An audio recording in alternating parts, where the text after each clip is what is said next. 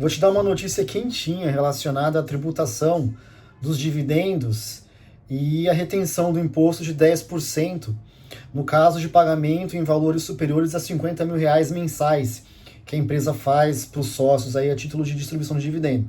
Como você já deve saber, a partir de 2026, um sócio que retira mais de R$50 mil de lucros de uma empresa passa a ser tributado na fonte, ou seja, uma retenção feita pela empresa sob a alíquota de 10%. E aí já existe aí um certo contencioso ao redor do assunto, se poderia fazer isso, se para o Simples Nacional isso se aplica, se para o lucro real é admitido, enfim, algumas ações judiciais já contestando, inclusive, a essência da lei, né, de uma forma ampla, aí, uma tentativa de inconstitucionalidade, ilegalidade, enfim, de derrubar de alguma forma essa tributação de 10%, mas saiu uma decisão agora super recente, de 5 de agosto de 2026, bem recente, tá, do TRF da 4ª Região, ou seja, uma decisão em sede de agravo de instrumento, mas já de segunda instância, o que traz força aqui, né, para o precedente, é do Tribunal da 4ª Região, Tribunal Regional da 4ª Região,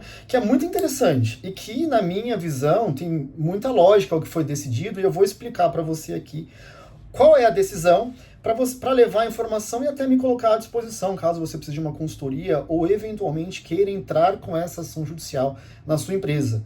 Né? Porque, veja, ter aí a possibilidade de não fazer a retenção ou de fazer uma retenção em percentual inferior ao de 10%, que é o que foi decidido aqui nesse caso, pode gerar uma diferença muito relevante e muito expressiva para o sócio.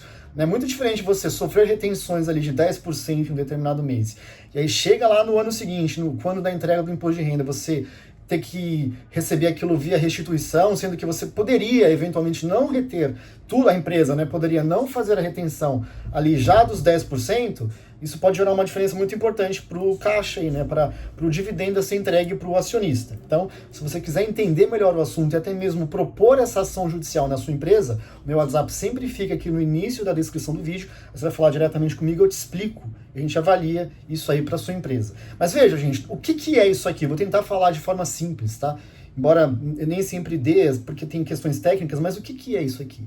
É assim, ó, a regra, a legislação, a Lei 15.270, ela diz que toda vez que um acionista recebe de uma empresa no mês valor superior a R$50 mil, que a empresa tem que fazer a retenção de 10% sobre o valor total pago, tá? Não é eu vou fazer a retenção de 10% só sobre aquilo que excedeu os 50 mil, enfim, excedeu, paguei 55 mil, a empresa está obrigada a fazer a retenção de 10%. Mas qual que é a questão que foi discutida aqui e foi aceita pelo desembargador?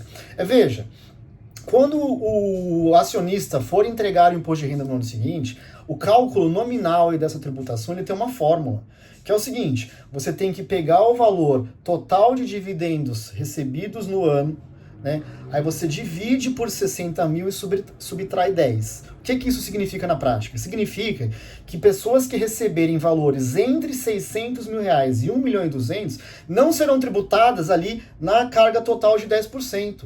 Não vai ser 10% a carga efetiva, porque em razão dessa fórmula trazida pela lei, há um escalonamento quando o recebimento anual fica entre 600 mil, é superior a 600 mil e vai até 1 milhão e 200. A tributação ela pode ser de 2, 3, 4, 5, enfim, ela vai subindo até chegar nos 10%, que é só para quem tem valores superiores a 1 milhão e 200.